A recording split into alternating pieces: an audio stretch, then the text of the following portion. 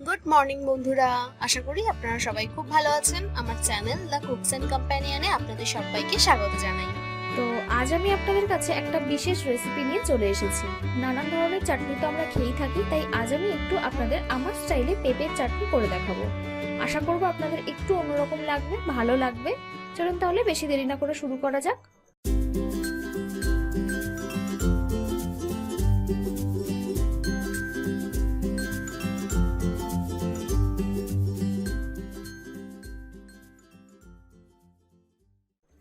প্রথমেই যেটা করতে হবে, বাজার থেকে ভালো কাঁচা পেঁপে কিনতে হবে এবং সেটা কচি হতে হবে। পেঁপেটা আমি এইভাবে ভাগ করে কেটে নিয়েছি।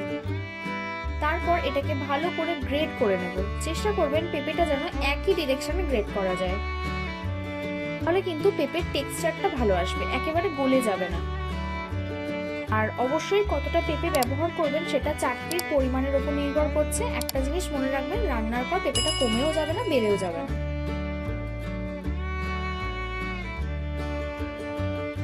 এখানে আমার পেঁপেটা গ্রেড করা হয়ে গেছে।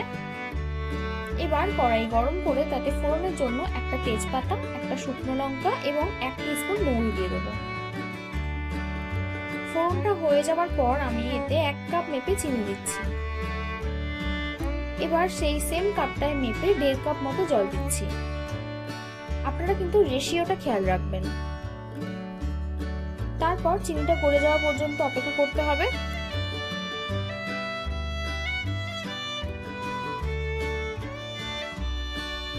এবার জলটা পুরো ফুটে আসলে আমি সব পেঁপেটা দিয়ে দেব।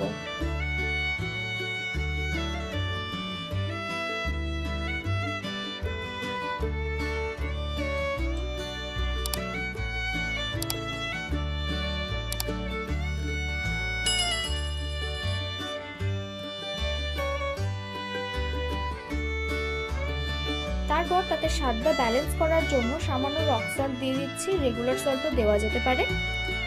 এবার এটাকে ঢাকা দিয়ে লো ফ্লেমে 15 থেকে 20 মিনিট মতো কুক করতে হবে। আচ্ছা, এবার ঢাকা খুলে আমি যেটা দিলাম সেটা হলো লেমন জেস্ট। আপনারা এটাকে স্কিপও করতে পারেন, কোনো অসুবিধা নেই। এটা দিলে গন্ধটা একটু ভালো আসে। যাই হোক, এবার আমি কিছু ক্যাশিউ নাট চপ করে রেখেছি সেটা দিয়ে দেব, আর দিয়ে দেবো চপ কিশমিশ।